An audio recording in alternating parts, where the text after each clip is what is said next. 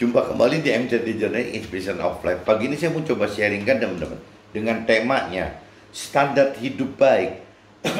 Standar hidup baik bagi manusia adalah duniawi, tapi bagi Tuhan adalah akhirat kekal dan sempurna.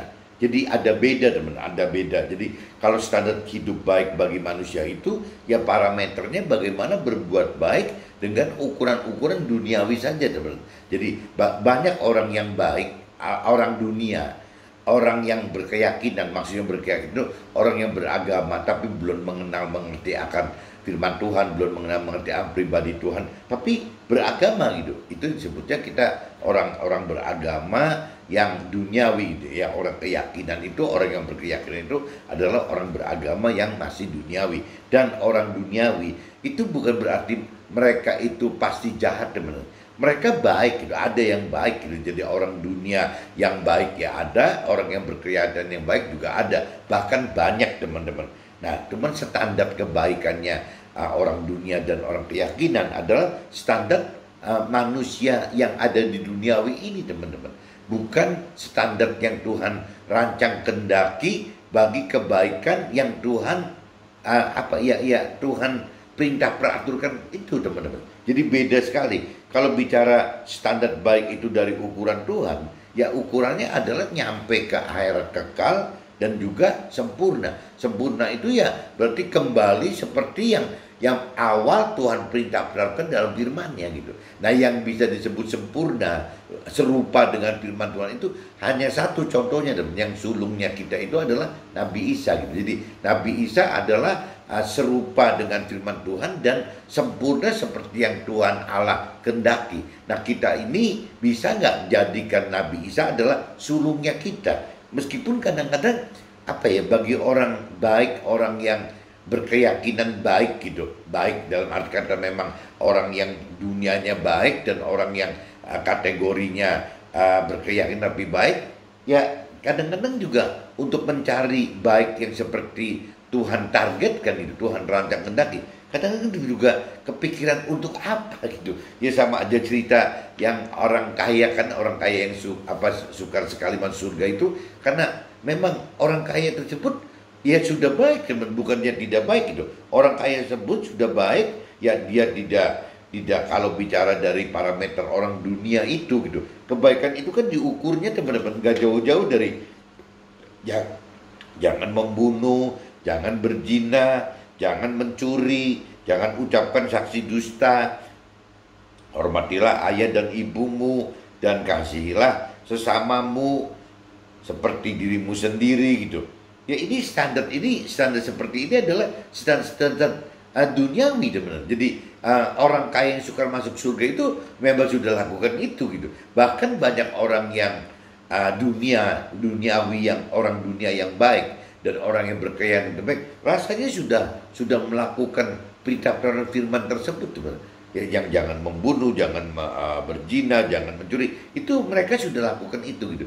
Nah, sedangkan yang Tuhan inginkan, ya contohnya adalah yang dilakukan oleh Nabi Isa adalah benar-benar serupa dengan total yang firman perintah peraturkan, dan juga jadi benar-benar Tuhan Allah ini ingin kita semua baik dalam standarnya Tuhan Allah itu ya kembali seperti semula gitu, seperti manusia diciptakan oleh Tuhan Allah semula. Tuhan itu pengen seperti itu teman-teman, tapi ya kembali lagi tidak mudah. Dan belum tentu orang mau, belum tentu orang dunia yang baik, belum tentu orang yang berkeyakinan yang baik itu mau gitu.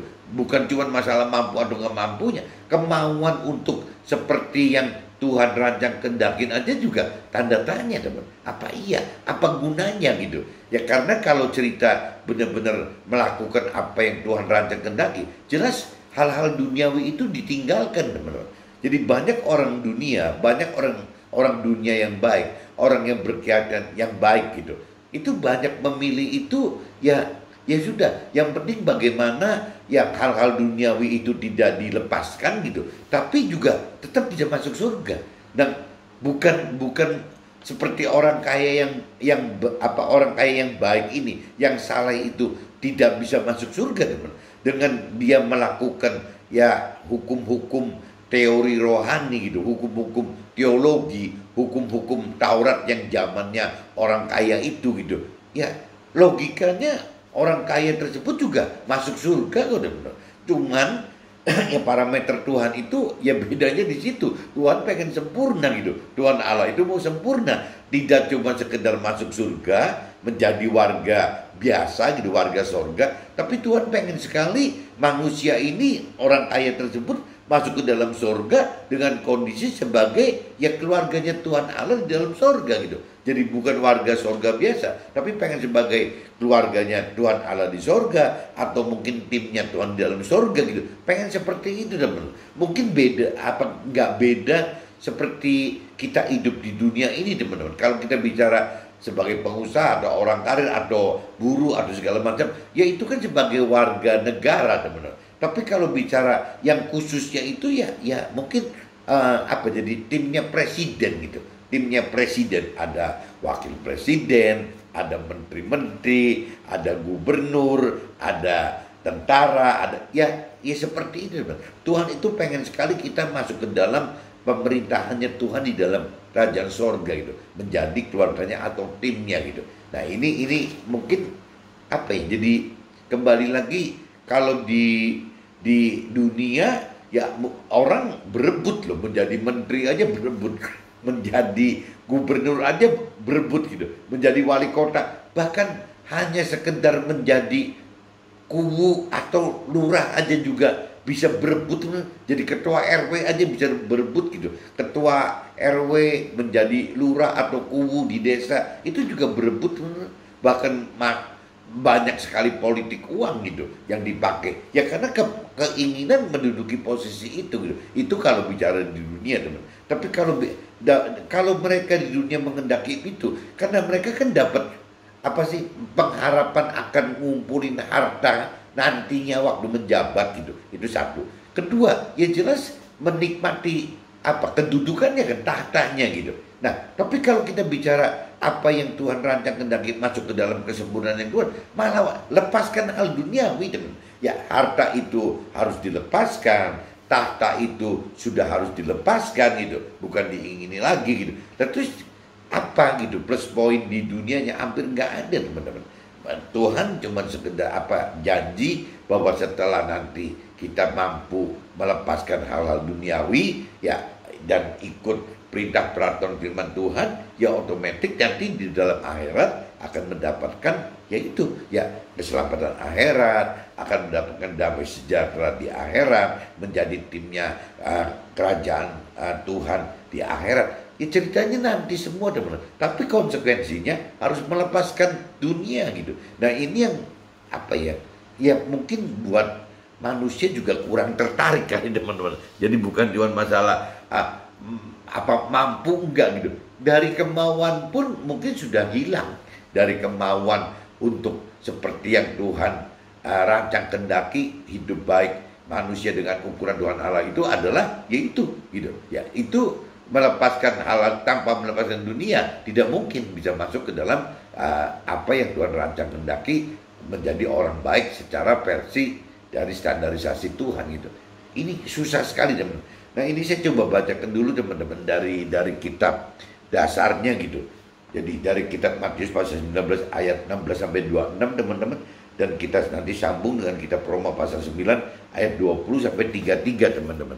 Ini saya bacakan dulu di kitab Matius, teman-teman. Kitab Matius 19 ayatnya 16 sampai 26. Ini kayaknya perikop ini sangat terkenal, teman-teman.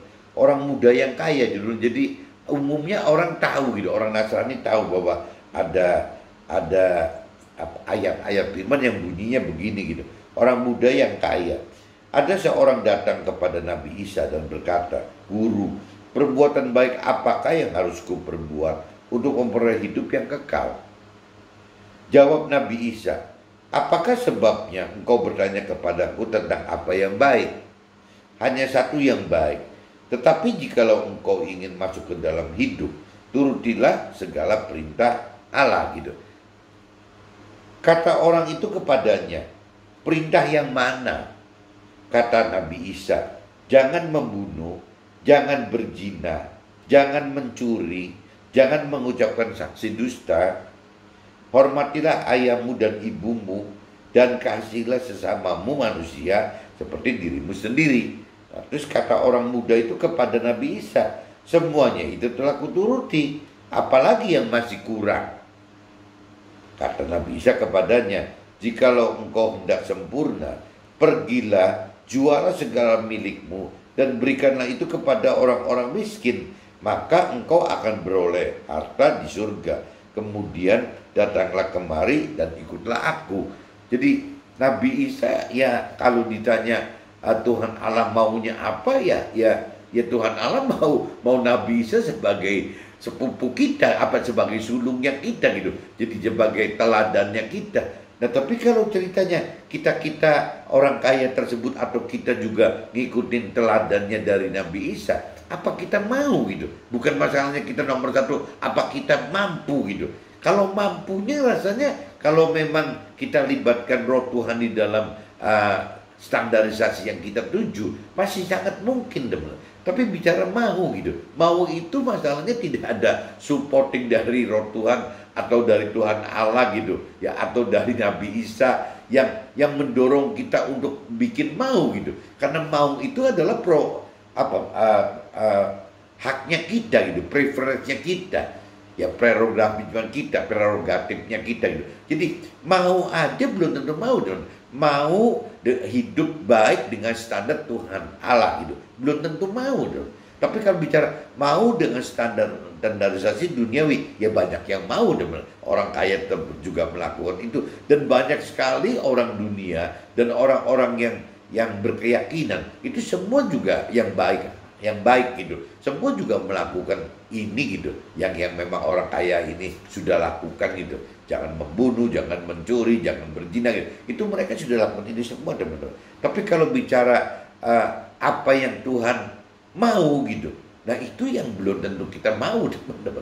Beda gitu. Karena kalau Tuhan mau itu ya syaratnya gitu. Ya kalau untuk bisa mendapatkan hal-hal yang kekal gitu dan menjadi keluarga Tuhan di dalam surga nanti gitu, ya harus melepaskan dunia dulu. Nah ini kita orang kaya, bukan cuma orang kaya bahkan kita sendiri atau bahkan orang-orang miskin belum tentu mau teman-teman, belum tentu mau melepaskan harta tahta yang sudah di tangan gitu ya, dengan jeripayanya dia dapatkan harta dan tahta, kok harus dilepaskan lagi gitu untuk bisa masuk ke dalam hidup baik standarisasi dari Tuhan Allah. Kayak seperti itu teman-teman. Jadi kembali lagi ya, di sini katakan Nabi Isa katakan kepada orang kaya tersebut, jikalau engkau hendak sempurna, pergilah jualah segala milikmu dan berikanlah itu kepada orang-orang miskin, maka engkau akan beroleh harta di surga. Kemudian datanglah kemari dan ikutlah aku. Ketika orang muda itu mendengar perkataan ini, pergilah dengan sesti, sebab hartanya banyak. Nabi Isa berkata kepada murid-muridnya, aku berkata kepadamu, sesungguhnya sukar sekali bagi seorang kaya untuk masuk ke dalam kerajaan surga. Meskipun saya sering sharingkan, kok cuma orang kaya, orang tidak kaya juga tidak mudah masuk ke dalam surga kok, nggak gampang gitu. Cuman mungkin iya, kalau orang yang tidak kaya sukar masuk surga gitu. Tapi kalau orang kaya memang sukar sekali teman, sukar sekali. Jadi ada beda sukar dan sukar sekali gitu. Bagi orang yang tidak kaya, yang biasa-biasa aja, masuk surga itu sukar teman. Tapi kalau bagi orang yang kaya itu bukan cuma sukar, tapi sukar sekali gitu. Sangat sukar, amat sukar gitu. Jadi seperti itu teman. Sekali lagi aku berkata kepadamu, lebih mudah seekor unta masuk melalui lubang jarum, gerbang. Lubang jarum namanya lubang jarum, tapi bentuknya gerbang, daripada seorang kaya masuk ke dalam kerajaan Allah gitu. Ketika murid-murid mendengar itu, sangat gemparlah mereka dan berkata, jika demikian, siapakah yang dapat diselamatkan gitu. Nah, Nabi Isa memandang mereka dan berkata, bagi manusia hal ini tidak mungkin, tetapi bagi Allah segala sesuatu itu mungkin. Jadi memang nggak mudah teman. Kalau saya lihat masuk ke dalam kebaikan yang Tuhan sesuai standarisasi Tuhan itu beda dengan standarisasi baiknya manusia gitu. Ya kalau standarisasi manusia itu ya yang selama tidak melakukan apa yang firman Tuhan perintah peraturkan, bahkan di Taurat itu gitu ya itu sudah termasuk orang yang baik, teman. Dan orang-orang tersebut ya harusnya masuk ke dalam sorga, teman, karena memang mereka baik kok ya, baik orang yang duniawi tapi baik, orang keyakinan juga baik gitu ya, logikanya masuk ke dalam kerajaan masuk ke dalam surga, tapi dalam kondisi ya warga sorga. Dan banyak orang dunia, orang-orang berkeyakinan lebih pilih itu, teman-teman ya, lebih dianggapnya lebih fair gitu, karena bisa hidup dalam dua ya, baik di dunia ini dia juga bisa hidup gitu dengan sukses ya, dengan bahagia, dengan memenuhi kebutuhan duniawinya gitu. Nah ya ini yang orang-orang itu, dan di surganya kan sudah dapat tempat juga meskipun jadi warga surga gitu. Jadi saya nggak ngerti apakah kita ini seperti nantinya gitu. Kalau kita kaya tidak beda dengan orang kaya tersebut yang diceritakan ini, teman-teman. Atau waktu kita kaya kita bisa berasumsi bahwa ya memang harta kita adalah harta dan tahta kita adalah bukan untuk diri kita sendiri, bukan untuk keluarga kita, tapi untuk ya orang-orang banyak ya, termasuk fakir miskin tadi. Orang yang miskin juga kita beresin, yang tidak miskin pun kita bereskan. Karena miskin di sini kan macam-macam, ada miskin yang bicara dari jiwanya miskin atau tubuhnya miskin atau rohnya miskin gitu.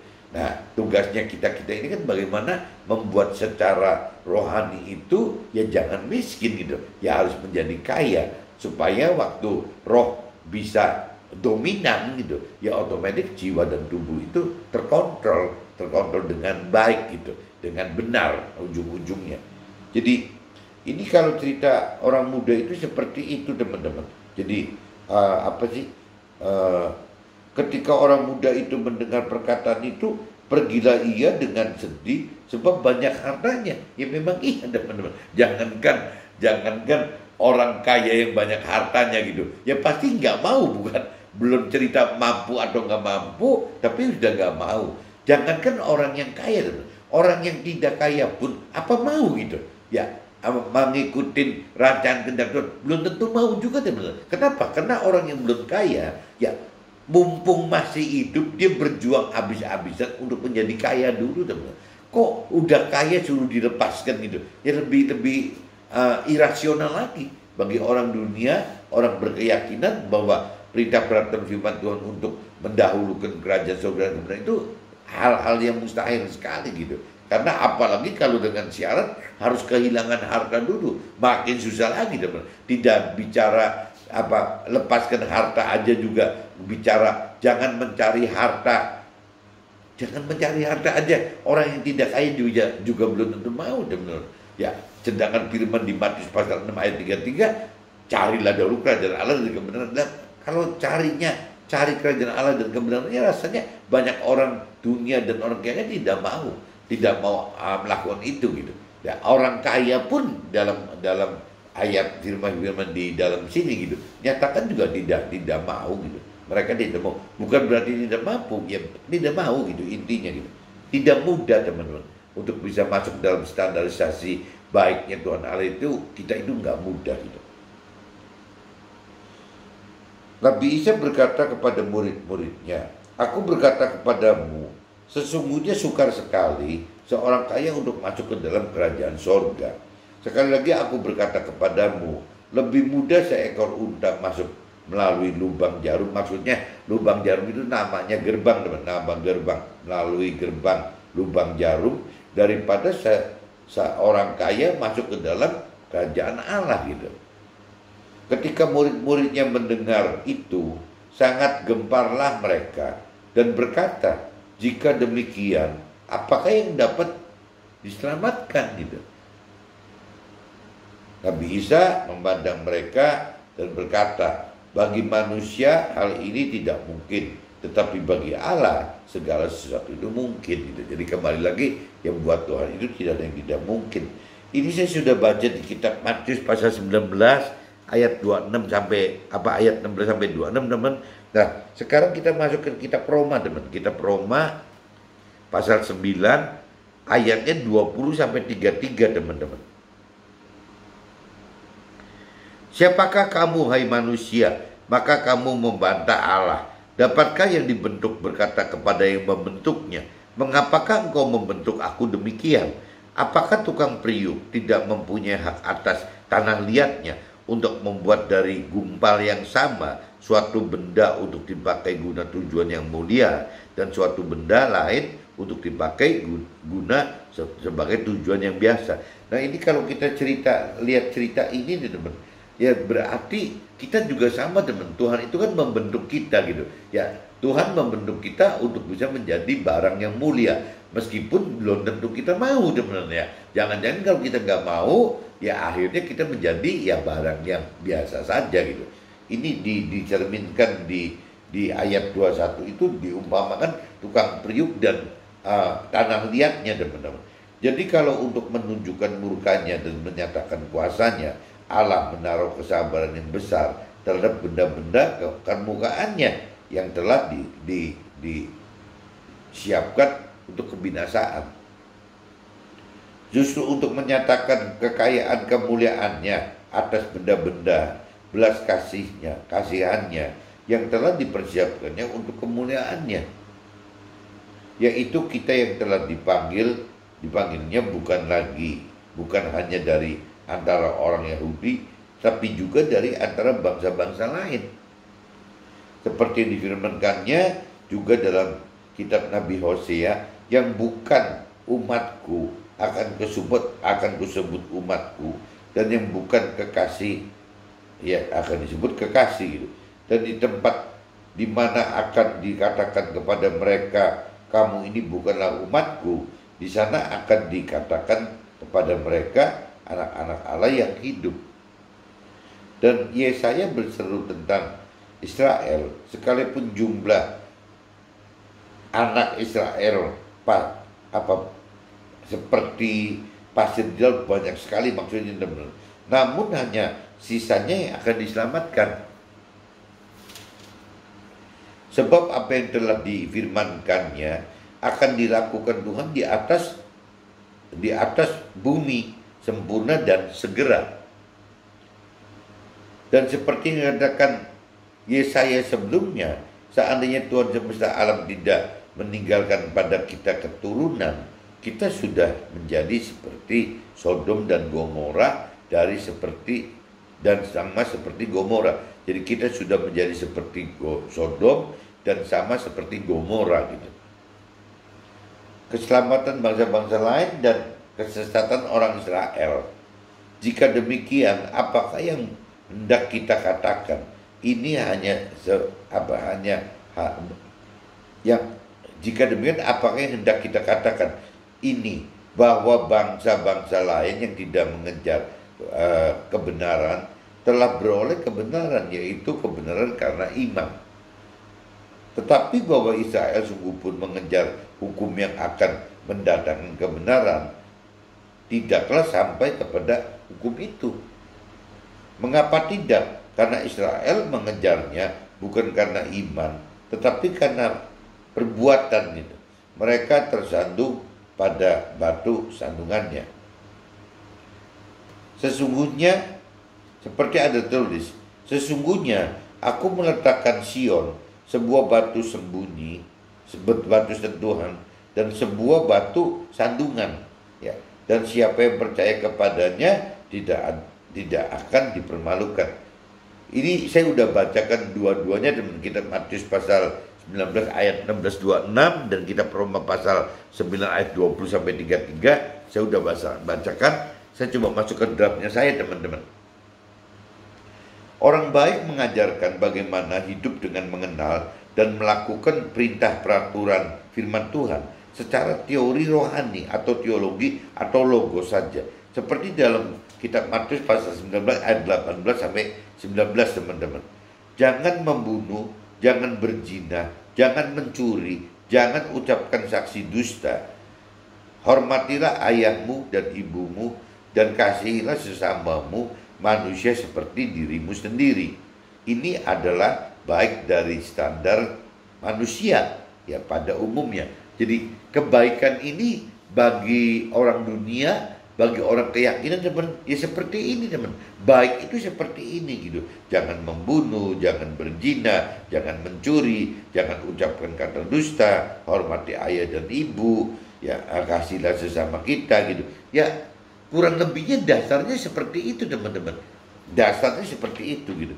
Itu yang dianggap orang baik secara duniawi gitu, secara umum gitu, secara dunia. Tetapi baik dari standar Tuhan, baik kalau cerita yang poin 2-nya itu ceritanya apabila baik itu dari standar Tuhan, beda lagi caranya tuh. Ya adalah memperoleh hidup yang kekal dan sempurna seperti yang kitab Matius pasal 19:21 katakan gitu.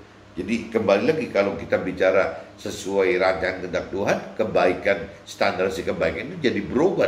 Bukan standarisasi kebaikannya duniawi, tapi ya kemudian rohani gitu. Yang bicara yang kekal itu teman-teman.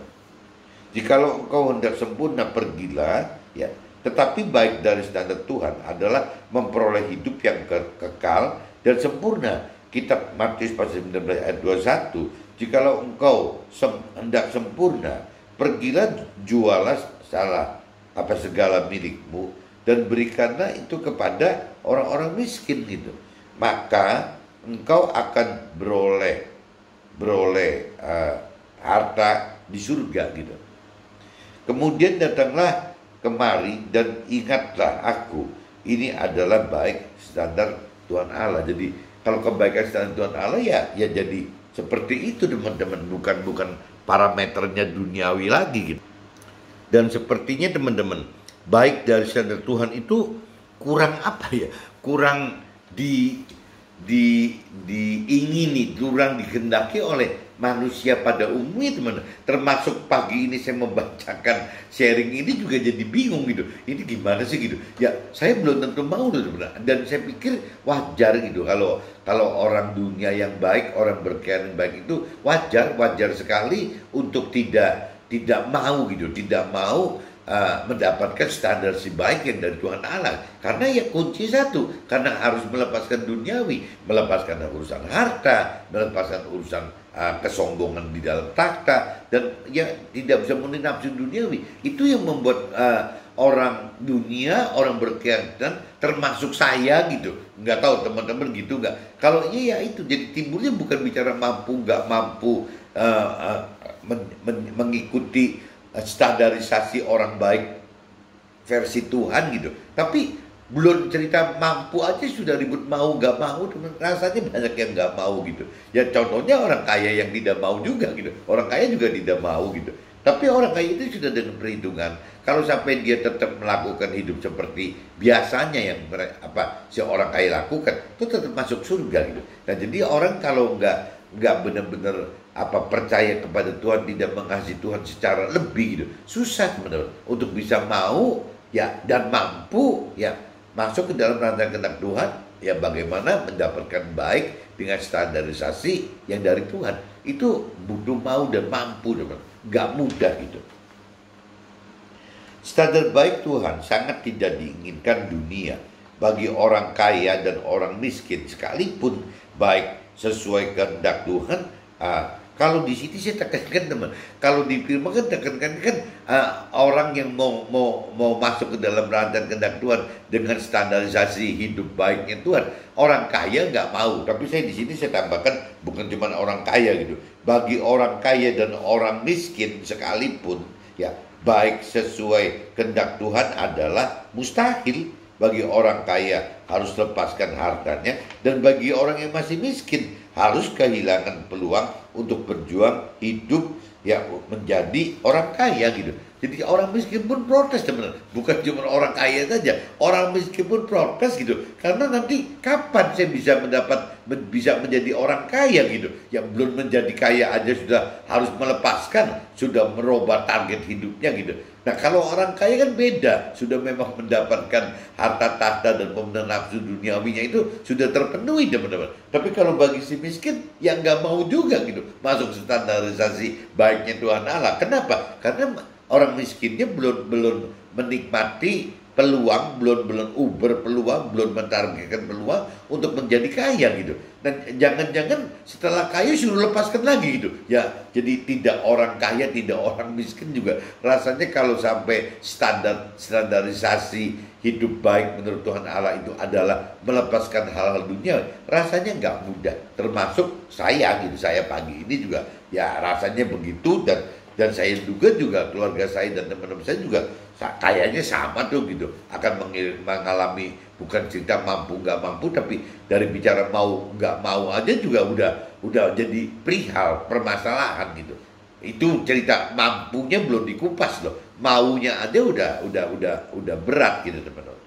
Bagi Tuhan tidak ada yang mustahil. Kita Roma pasal 9 ayat 20. Siapakah kamu, hai manusia, maka kamu membantah Allah? Dapatkah yang dibentuk berkata kepada yang membentuknya, mengapakah engkau membentuk aku demikian? Jadi kembali lagi kalau dari sisi kitab Roma pasal 9:20, ya yang tadi dikatakan mustahil gitu. Ya mustahil orang mau hidup dengan standarisasi kebaikan yang dari Tuhan Allah, ya dengan parameter kekal dan sempurna gitu. Nah, ini apa? Tidak mungkin gitu orang mau seperti itu teman-teman, karena ya itu balik lagi harus melepaskan. Tapi di kitab Roma pasal 9 ayat 20 dijelaskan bahwa tidak ada yang tidak mungkin gitu, tidak ada yang mustahil bagi Tuhan gitu. Ya kalau memang kita kembali lagi, kalau kita sadar bahwa yang namanya kita ini adalah ya yang dibentuk oleh Tuhan Allah gitu. Ya kalau kita akuin bahwa Tuhan Allah adalah pencipta kita, ya kalau kita dalam hati kita mengakui bahwa Tuhan Allah adalah pencipta kita, dan kita percaya kepada Tuhan Allah serta mengasihi Tuhan Allah, ya bentuk-bentuk percaya dan mengasihi itu kembali lagi teman, harus melakukan firman Tuhan. Nah, waktu melakukan firman Tuhan, ya otomatis sudah ke arah bahwa kita hidup baik itu harus sesuai dengan standarisasinya. Ya, waktu Nabi Isa menjadi waktu Nabi Isa memberi hidup itu, yaitu sebagai sulung kita, teladannya kita. Bisa nggak kita hidup seperti yang Nabi Isa hidup, lakukan dalam hidup? Itu nggak mudah. Itu kan hampir semua serupa dengan apa perintah peraturan Tuhan kan Nabi Isa sudah dilakukan gitu. Ya begitu pun juga dari standar Tuhan Allah. Tuhan Allah itu ya akan menaruhkan standarnya itu sempurna gitu. Bukan serupa firman, tapi sempurna. Sempurna seperti siapa? Sempurna seperti Tuhan Allah itu sendiri gitu. Nah ini yang makin sulit lagi teman, bagi pikiran, perasaan dan kehendaknya manusia itu menjadi problem. Tapi kembali lagi di kitab Roma pasal 9 ayat 20 dikatakan tidak ada yang mustahil gitu. Ya selama kita memang mau percaya Tuhan, kita mau taat kepada Tuhan, kita mau mengasihi Tuhan, ya dalam bentuk-bentuk ya melakukan firman Tuhan gitu. Jadi bukan cerita mau nggak mau lagi, ya harus mau gitu, tidak bisa tawar-tawar. Meskipun ya kembali lagi tidak semua orang bisa dipilih untuk bisa sekeras itu, maksudnya menyatakan bahwa ya memang ya saya mengasihi Tuhan sehingga apapun juga yang Tuhan perintah peraturan ya saya lakukan gitu. Gitu. Tapi itu kalau tanpa ada roh Tuhan rasanya, dan juga jumlahnya nggak banyak teman, pasti sedikit sekali itu orang yang mau begitu gitu. Nah dalam kitab Roma pasal 9 ayat 21 teman, apakah tukang periuk tidak mempunyai hak atas tanah liatnya untuk membuat dari gumpal yang sama suatu benda untuk dapatkan dipakai guna tujuan mulia, dan suatu benda lain untuk dipakai guna tujuan yang biasa? Nah ini prosesnya teman-teman. Jadi kalau kita tidak mau ya untuk masuk ke dalam syaratnya Tuhan gitu, ya untuk hidup baik sesuai kehendak rancangan kehendak Tuhan itu adalah melakukan hal duniawi gitu. Nah kalau sampai kita istilahnya tidak mau begitu, ya kembali lagi tergantung daripada ya kita ditugaskan untuk Tuhan apa? Jadi bisa saja kita yang dipilih Tuhan. Kalau kita yang dipilih Tuhan, ya berarti ya Tuhan akan bentuk kita itu tidak cuma menjadi baik dengan standarisasi kebaikan duniawi, tapi kita akan dijadikan Tuhan orang baik yang dengan standar Tuhan, yaitu ya apa? Mampu melakukan firman Tuhan itu, teman-teman. Ya mampu melakukan firman Tuhan itu gitu. Nah sehingga ya waktu kita meninggal gitu, ya kita masuk ke dalam akhirat ya dengan target kekekalan itu didapat oleh kita gitu. Jadi kembali lagi ya, kalaupun bagi Tuhan yang mustahil itu akan menjadi tidak mustahil karena ya Tuhan kembali lagi pencipta kita gitu. Nah tinggal kitanya, kalau kitanya tidak degil, ya kalau kita tahu bahwa kita ini adalah dipilih oleh Tuhan Allah untuk bisa mengalami hidup baik dengan standar Tuhan Allah, ya kita jangan tolak itu, teman-teman. Karena Tuhan akan jadikan kita menjadi tujuan yang mulia, bukan cuma berhenti seperti di dunia yang fana ini, tujuan mulia yang kekal, teman-teman. Nah ini yang Tuhan mau seperti ini, teman-teman. Bukan menjadi seperti, bukan orang pilihan yang menjadi ya cuman benda-benda yang dengan tujuan biasa aja gitu. Jadi periuk, tukang periuk itu ceritanya gitu, teman-teman. Nah, standar hidup baik sesuai kehendak Tuhan, yakni hidup kekal dan sempurna seperti yang Tuhan Allah kehendaki, tidak mustahil gitu ya. Apabila ada campur tangan Tuhan dalam hidup kita, seperti dalam kitab Roma pasal 8 ayat 28. Nah ini kembali lagi, kalau kita mundur ke kitab Roma 8 ayat 28, kita tahu sekarang bahwa Allah turut bekerja dalam segala sesuatu untuk mendatangkan kebaikan bagi mereka yang mengasihi Dia, yaitu bagi mereka yang terpanggil sesuai dengan rencana Allah. Nah ini balik lagi jadi kuncinya gitu, teman-teman. Tidak ada yang mustahil ya. Kalau memang kita memang benar-benar mengasihi Tuhan Allah, ya Tuhan Allah itu akan atur seperti itu, teman-teman. Akan membuat kita mau dan mampu gitu ya. Kenapa? Ya tadi lagi kita tahu sekarang bahwa Allah turut bekerja dalam segala sesuatu yang mendatangkan kebaikan bagi mereka yang mengasihi Dia. Jadi bagi kita yang mengasihi Dia, ya urusan kemauan untuk hidup dengan standarisasi yang Tuhan rancang kehendaki, ya mau, teman-teman, mau gitu. Kenapa? Ya kembali lagi karena ada Roh Tuhan yang menyertai kita, teman-teman. Roh Tuhan yang Tuhan berikan kepada kita, ya itu ya karena kenapa? Karena kita taat gitu, taat dalam bentuk mengasihi, dalam bentuk taat ya turut. Dan waktu kita taat melakukan firman Tuhan, ya Tuhan turut bekerja, teman. Tuhan turut bekerja ya untuk mendatangkan ya segala sesuatu yang mendatangkan kebaikan gitu. Ya salah satunya standar kebaikan yang dari Tuhan rancang kehendaki bagi kita ini, teman. Ya jadi prosesnya begitu, teman. Jadi intinya kalau tidak ada dukungan dari Tuhan, di mana dukungan Tuhan itu akan ada apabila kita melakukan firman Tuhan, ya karena kita mengasihi Tuhan dan percaya Tuhan gitu. Nah akhirnya ya Tuhan akan mendatangkan yaitu kemauan itu, bahkan kemampuan juga gitu. Kemauan itu bagaimana Tuhan akan kuatkan jiwa kita supaya mau ya, dan masalah Tuhan akan mampukan kita mengerti firman Tuhan itu dengan Tuhan kirim Roh Tuhan gitu yang ke dalam kita untuk dapat memberikan pengertian yang benar gitu tentang firman Tuhan dari pikiran perasaan kehendak Tuhan. Dan begitu juga, teman-teman, apabila Tuhan memberikan Roh Tuhan kepada kita itu bukan cuma untuk sekedar mau gitu, mau untuk mengenal, bukan cuma sekedar mampu mengerti, tapi juga mampu melakukan. Roh Tuhan ini yang membuat kita jadi mampu melakukan firman Tuhan, teman-teman. Nah waktu kita mampu melakukan firman Tuhan, ya berarti jadi standarisasi hidup baik yang seperti Tuhan rancang kehendaki bisa terjadi dalam hidup kita, teman-teman. Karena apa? Karena Tuhan atur kemauan kita dan Tuhan atur kemampuan kita untuk bisa mampu ya melakukan firman Tuhan, sehingga kita bisa mendapatkan standarisasi kebaikan hidup kita di dunia ini dengan standarnya Tuhan gitu ya, standar kekekalan dan juga sempurna. Jadi kurang lebihnya pagi ini saya coba kupas seperti ini teman-teman. Jadi standarisasi hidup baik manusia adalah duniawi saja pada umumnya, baik orang dunia maupun orang keyakinan gitu. Ya, tetapi bagi Tuhan yang Tuhan rancang kehendaki baik, dalam arti kata yang Tuhan rancang kehendaki itu adalah kebaikan yang sampai menjangkau ya ke akhirat kekal teman-teman. Ya, dan juga sempurna seperti yang Tuhan Allah inginkan gitu.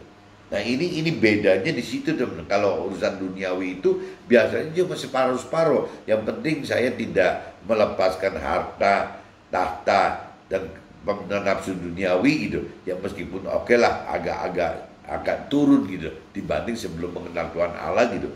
Nah tapi kan tetap ujungnya saya masih masuk surga meskipun masuk ke dalam warga surga.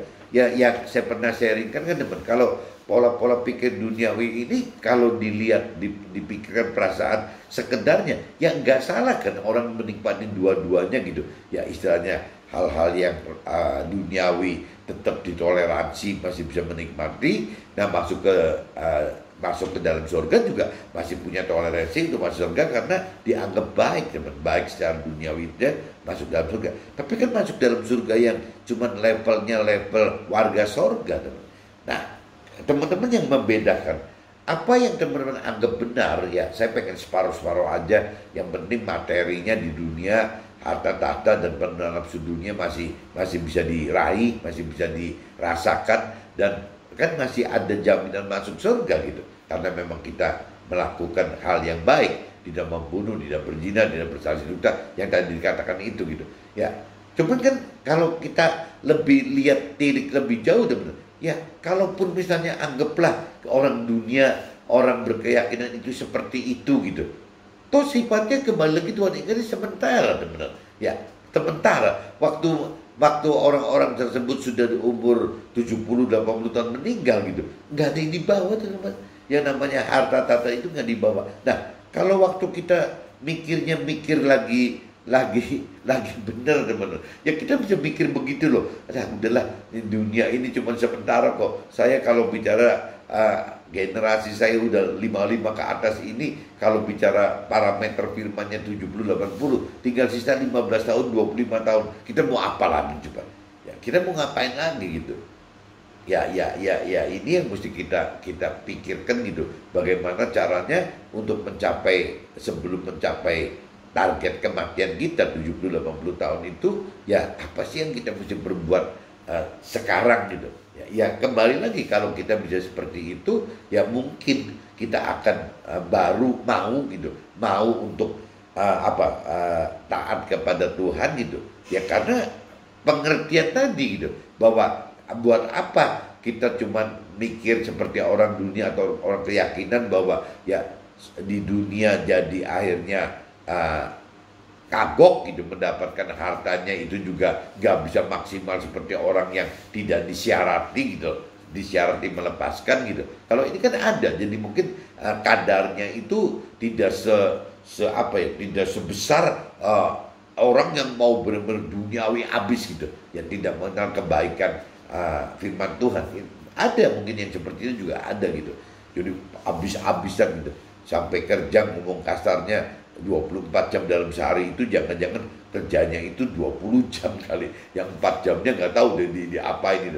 Nah ini kondisi-kondisi seperti ini kan tidak mudah teman-teman, tidak mudah. Jadi memang ya kembali lagi standarisasi hidup baik menurut standarisasi Tuhan Allah itu ya kurang dimaui dan dimampui oleh ya manusia pada umumnya, kecuali kalau manusia itu memang mengasihi Tuhan sehingga Tuhan yang memberi kekuatan kepada manusia itu untuk mampu ya mau dan mampu gitu. Itu baru bisa ya, seperti yang di kitab Roma tadi kan, Roma 8 ayat 28 tadi gitu ya. Kita tahu sekarang bahwa Allah turut bekerja dalam segala sesuatu untuk mendatangkan kebaikan bagi mereka yang mengasihi Dia, yaitu bagi mereka yang terpanggil sesuai dengan rencana Allah. Ini kalau kita masuk ke dalam kategori Roma pasal 8 ayat 28 ini ya mungkin gitu ya, kita jadi mau dan mampu ya masuk ke dalam target kebaikan yang dari Tuhan Allah, dengan standarisasi Tuhan Allah, itu baru mau teman. Tapi kalau kita tidak ada kekuatan ini, Tuhan tidak masuk membantu dalam memberi pengertian soal kemauan untuk hidup dengan standarisasi Tuhan gitu ya, bagaimana memberi kemampuan ya untuk bisa memang mampu melakukan firman Tuhan sehingga bisa masuk ke dalam ya itu standar kebaikan yang Tuhan Allah inginkan gitu. Nah ini kalau tidak ada dari sisi roh Tuhan gitu ya, rasanya untuk mengerti jadi susah ya, untuk mampu melakukan juga jadi tidak mudah gitu, jadi makin susah teman-teman. Ini kembali lagi jadi gitu, jadi banyak orang baik secara duniawi maupun secara orang keyakinan itu pasti pola pikirnya gitu teman. Jadi bagaimana untuk mencari aman gitu ya, jadi ya udahlah separuh aja udah ya, jangan kelewat ngoyo di soal harta tahta dan pemenuhan nafsu dunia. Ada kesadaran itu gitu, kalau memang membaca firman itu gitu, udah jangan kelewat ngoyo, tapi dengan harapan tetap masih bisa menikmati harta tahta dan nafsu duniawi meskipun tidak bisa semaksimal seperti orang yang tidak mengerti firman sama sekali gitu ya. Dan tetap dengan jaminan orang yang separuh-separuh ini tetap masuk ke dalam surga. Ya jawabannya cuma satu, bahwa yang namanya kalau kondisi seperti itu berarti dia akan masuk ke dalam surga, menjadi warga surga itu dalam bentuk kekal gitu kan selamanya. Tapi ya apa enggak sayang gitu ya kalau kita bicara di dalam kekal itu menjadi keluarga Tuhan di dalam kerajaan Tuhan gitu, itu kan kekal untuk selamanya gitu. Tapi kalau cerita jadi warga negara itu kekal, tapi kan tidak bisa berubah menjadi keluarga Tuhan di dalam surga gitu, nggak bisa teman-teman. Ya gara-gara yang mempertahankan harta tahta pemenuhan nafsu duniawi yang sifatnya temporary sampai 70-80 tahun ini gitu. Jadi kalau buat saya bicara, saya ngitung ringkesnya gitu, ya jangan-jangan saya tinggal sisa 10-15 tahun ini mau diapain teman-teman gitu ya. Sisa waktu 10-15 tahun itu kalau sampai misalnya saya tetap di tengah-tengah antara sudahlah masih bisa menikmati harta tahta dan pemenuhan nafsu duniawi dan saya juga masih masuk surga ya, saya cuma mikir sisa waktu 10-15 tahun ini bertit nggak gitu ya, wajar nggak, berguna gitu. Karena kembali lagi kalau saya percaya dengan firman Tuhan gitu, ya saya rasanya daripada saya cuma balance 10-15 tahun ini, lebih baik saya masuk ke dalam ya pola-pola pikir yang Tuhan rancang kendaki saja gitu. Karena saya akan menjadi keluarga Tuhan yang untuk selamanya di dalam kerajaan Tuhan, di dalam akhirat nanti gitu, di dalam surga nanti gitu. Dibanding saya cuma bisa 50-50 aja menjadi warga negara biasa dan bisa menikmati harta tahta pemenuhan nafsu dunia dengan batas-batas tertentu ya, tapi sifatnya tinggal 10, 15, 25 tahun aja gitu. Buat apa gitu? Nah kalau kita sudah berpikir seperti itu ya mungkin kita baru sadar untuk mau ya dan belajar mampu untuk bisa masuk ke dalam kebaikan dengan standarisasi yang Tuhan Allah inginkan itu gitu. Meskipun ya tetap aja teman-teman, daging kita kan masih protes, meskipun hidup kita sisa 10-15 tahun pun tetap aja masih protes gitu ya, masih ingin menikmati hal duniawi seperti orang-orang dunia pada umumnya. Mudah-mudahan pagi ini sharingnya bisa ditangkap teman-teman, dan ya cobalah kita mikir bagaimana berjuang untuk hidup kalau bisa menjadi hidup baik sesuai standarisasi Tuhan Allah gitu. Oke teman-teman, see you, bye-bye.